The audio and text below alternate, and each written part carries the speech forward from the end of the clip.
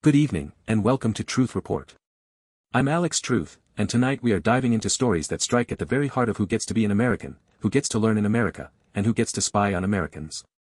It's March 4th, 2026, and the news cycle is moving fast, but we're going to slow it down and show you what's really happening beneath the headlines.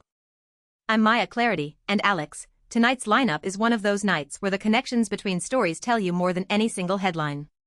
We've got a Tennessee bill that could rip undocumented children out of public schools, a Texas Senate primary that tested whether progressive promises hold up after election night, and a spy ring busted in London with ties to Chinese intelligence. Three very different stories, but all of them ask the same question: who has power, and what are they doing with it? That's exactly right, Maya. And I want our audience to pay close attention tonight, because what's happening in Tennessee right now is not just a state-level policy debate. It is a direct challenge to a 44-year-old Supreme Court precedent that guarantees every child in America the right to a public education, regardless of immigration status. This is a coordinated national strategy, and we have the receipts. We're also going to dig into the Texas Senate primary between James Talarico and Representative Jasmine Crockett, because what happened there tells us a lot about the state of progressive politics in 2026. Local organizers are now demanding concrete commitments, not just campaign rhetoric. The question is whether Talarico will deliver. And we'll close with the London spy arrests, because the intersection of espionage and immigration policy is one that doesn't get nearly enough attention. But first, let's get to Tennessee, where state lawmakers are attempting something that legal scholars are calling an existential threat to public education in America. Alex, let's break this down. Tennessee lawmakers have introduced a bill that would give local school districts the authority to ban undocumented immigrant children from attending public schools. Now, on its face, this directly contradicts the 1982 Supreme Court ruling in Plyler v. Doe, which held that undocumented children have a constitutional right to a free public education under the Equal Protection Clause of the 14th Amendment. That ruling has been settled law for over 4 decades. And that's exactly the point, Maya. According to reporting from the Intercept, this bill is not an isolated effort from a rogue Tennessee legislator. The Heritage Foundation, the same conservative think tank that produced Project 2025, is actively pushing similar legislation in multiple states. This is a coordinated legal strategy designed to manufacture a challenge to Plyler v. Doe and get it before the current Supreme Court, which they believe is sympathetic to overturning it. Let's talk about what Plyler actually established, because the legal reasoning matters here. Justice William Brennan, writing for the majority in 1982, argued that denying education to undocumented children punishes them for the actions of their parents and creates a permanent underclass of people who are illiterate and unable to participate in civic life. The court ruled 5-4 that Texas could not deny funding for the education of undocumented children. It was a narrow decision then, and Heritage Foundation strategists clearly believe this current court could flip it. And here's what makes the Tennessee approach so insidious. The bill doesn't outright say the state will ban immigrant children. Instead, it delegates that authority to individual school districts, creating a patchwork system where a child's right to education depends on which county they live in. It's designed to create chaos and legal ambiguity while giving the Heritage Foundation multiple potential test cases to push toward the Supreme Court. The real-world impact of this would be devastating. According to the Migration Policy Institute, there are approximately 700,000 undocumented children enrolled in U.S. public schools. In Tennessee alone, we're talking about tens of thousands of kids who could be pulled out of classrooms. These are children who were brought to this country by their parents, who speak English, who have friends and teachers and lives built around their schools. And this bill says to them, you don't belong here. And Maya, let's be clear about who benefits from this.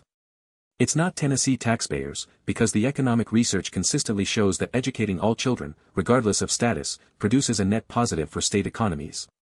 Educated workers earn more, pay more in taxes, and use fewer public services. The Congressional Budget Office has repeatedly found that immigration, including undocumented immigration, is a net fiscal positive over time. So this isn't about saving money. No, it's about politics. It's about using children as pawns in a broader anti-immigration strategy. The Heritage Foundation's playbook is transparent if you read their own publications. They want to make life so difficult for undocumented families that they self-deport. They call it attrition through enforcement, and denying children access to schools is one of the cruelest tools in that toolbox. When you force a family to choose between their child's education and staying in the country, you are weaponizing childhood itself. The Intercept's reporting highlights something else that deserves attention. This bill is part of a broader pattern of states testing the boundaries of federal authority on immigration. We've seen Texas deploy razor wire at the border in defiance of federal orders. We've seen Florida pass laws requiring hospitals to ask patients about immigration status. And now Tennessee is going after schools. Each of these is a brick in a wall being built to separate undocumented people from every institution of American public life. And the timing is not accidental. With a conservative supermajority on the Supreme Court, organizations like the Heritage Foundation see a once-in-a-generation opportunity to overturn precedents they've opposed for decades. Plyler versus Doe is on their list right alongside cases on affirmative action and reproductive rights. If this Tennessee bill survives a legal challenge and reaches the High Court, we could see a fundamental rewriting of who the 14th Amendment protects. I want to emphasize something for our audience. The phrase that the Intercept uses in their headline is worth repeating: this threatens to end public education as we know it. That is not hyperbole. If the Supreme Court rules that states can deny education to undocumented children, it opens the door to states denying education to other categories of people deemed undesirable. The principle that public schools are for every child is the foundation of the American education system. Pull that out, and the whole structure is at risk. And the children at the center of this have no political voice. They can't vote. They can't lobby.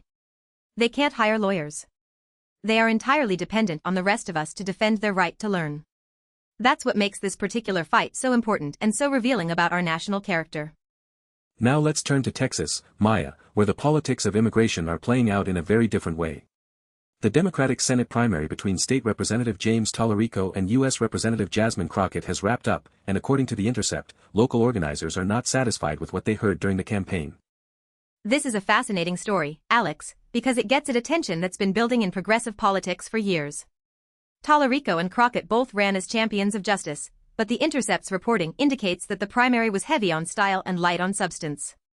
Both candidates spoke in broad terms about fighting for working families and standing up to Republican overreach, but when it came to specific policy commitments on issues like immigration, criminal justice reform, and economic inequality, organizers say the details were thin. And this matters enormously in a state like Texas, which sits at the epicenter of the immigration debate. Texas has the longest stretch of border with Mexico. It has one of the largest undocumented populations in the country. Governor Greg Abbott has spent billions of dollars on Operation Lone Star, militarizing the border in ways that civil liberties groups have called unconstitutional. Texas needs a senator who will take concrete, specific positions on immigration reform, not someone who speaks in platitudes.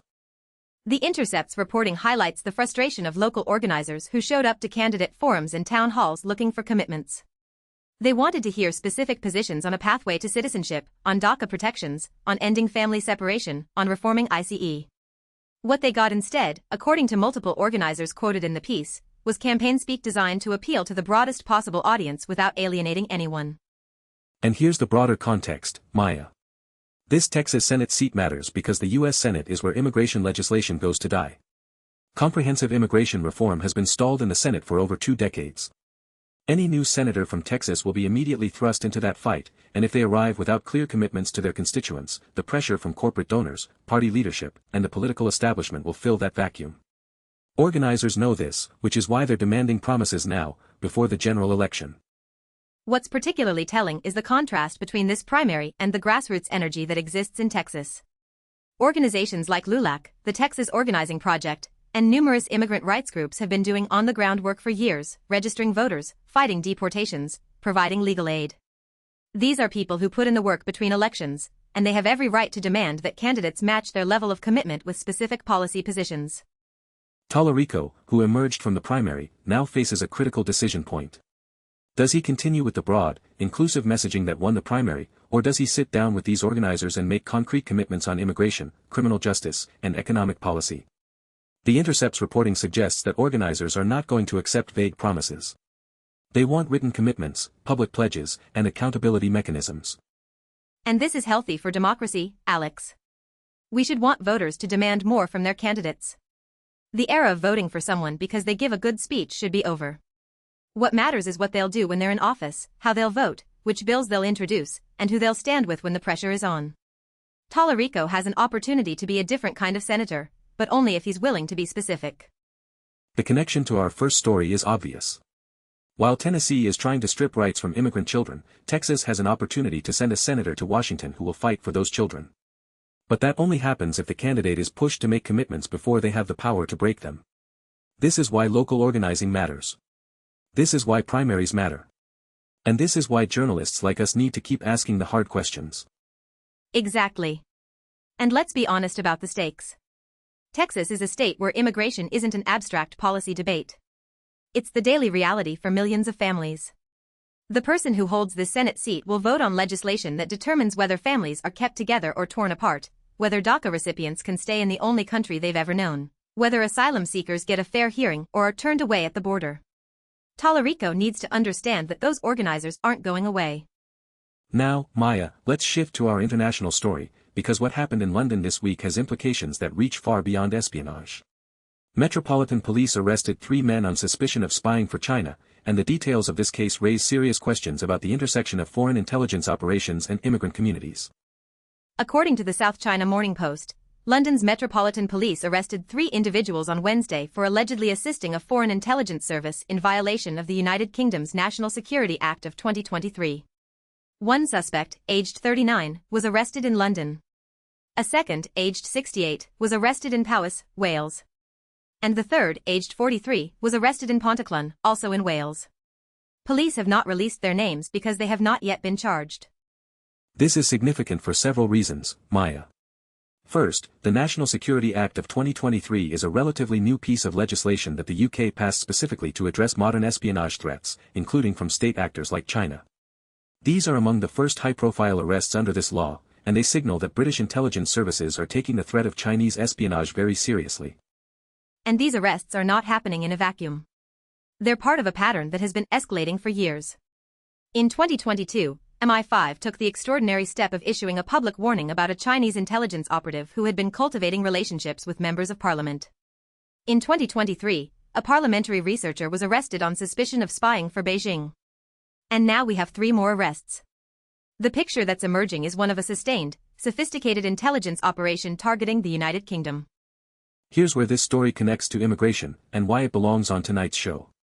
One of the most insidious aspects of foreign espionage operations is that they often exploit immigrant communities.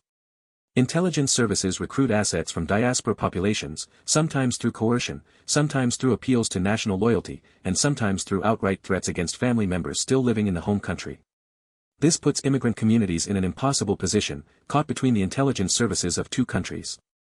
And the danger, Alex, is that cases like this fuel xenophobia and anti-immigrant sentiment. Every time a spy case makes headlines, there's a risk that entire communities get painted with the same brush. The vast majority of Chinese immigrants in the UK and elsewhere are ordinary people living ordinary lives. They are not spies. But stories like this give ammunition to politicians who want to restrict immigration from certain countries or who want to subject immigrant communities to enhanced surveillance. The South China Morning Post's reporting notes that these arrests are the latest in a series of espionage cases involving alleged Chinese intelligence operations in the West.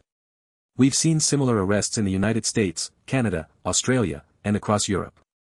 Beijing has consistently denied running espionage operations in Western countries, but the accumulating evidence tells a different story. The question for policymakers is how to address the genuine security threat without demonizing entire communities. And that balance is incredibly difficult to strike. In the United States, we saw the disastrous consequences of the China Initiative, a Department of Justice program launched under the Trump administration that targeted Chinese researchers and academics. The program resulted in numerous wrongful prosecutions and was widely criticized for racial profiling. It was eventually discontinued, but the damage to Chinese American communities and to scientific collaboration was enormous. This is the tightrope that democracies have to walk. You need robust counterintelligence operations to protect national security. But you also need to protect the civil rights of immigrant communities and avoid policies that treat people as suspects based on their ethnicity.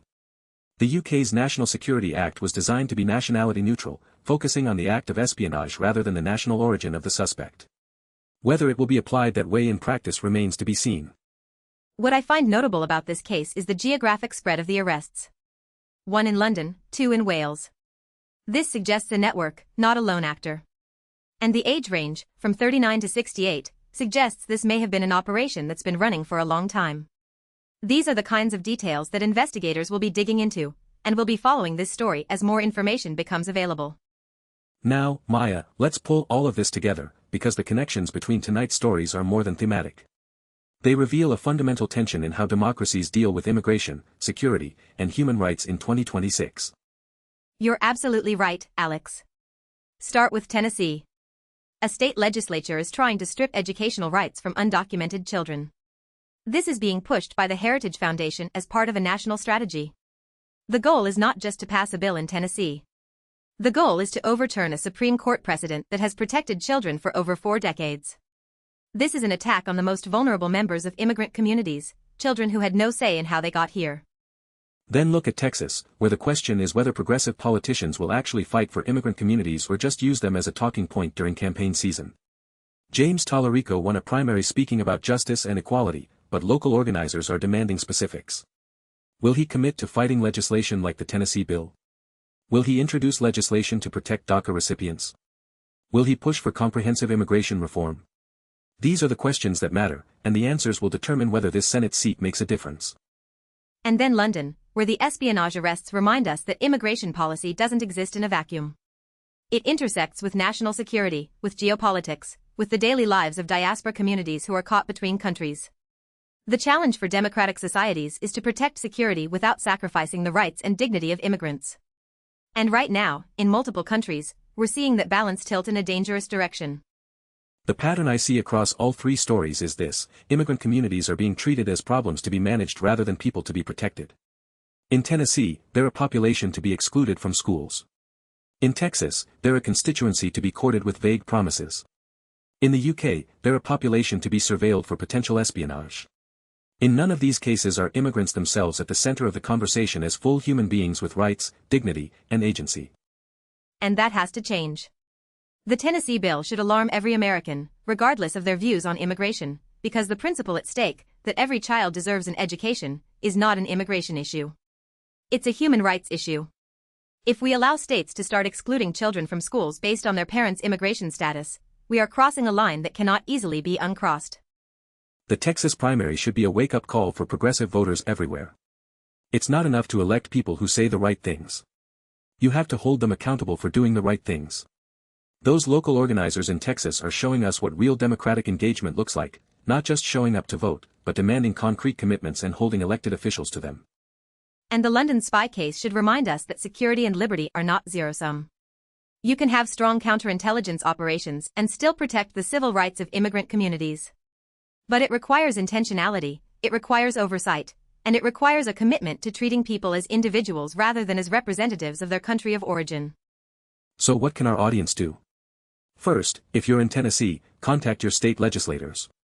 Let them know that you oppose any bill that would deny children access to public education. This fight is happening now, and your voice matters. Second, if you're in Texas, hold James Talarico's feet to the fire. Demand specific policy commitments. Show up to town halls. Write letters. Make it clear that your vote in the general election depends on substance, not slogans. And third, stay informed. Read the reporting from outlets like the Intercept and the South China Morning Post. Understand the connections between these stories. The people who benefit from keeping you in the dark are the same people pushing bills to exclude children from schools and running campaigns on empty promises. Knowledge is power, and in a democracy, that power belongs to you. That's our show for tonight, folks. I'm Alex Truth. Remember, when they try to bury the truth, we dig it up. And I'm Maya Clarity. The stories we covered tonight, Tennessee's attack on immigrant children's education, the test of progressive commitment in Texas, and the espionage arrests in London, they're all part of the same larger story about who belongs and who decides. Stay sharp, stay informed, and we'll see you next time on Truth Report. Good night, everyone. Keep asking questions. Keep demanding answers. And keep fighting for the truth. Good night.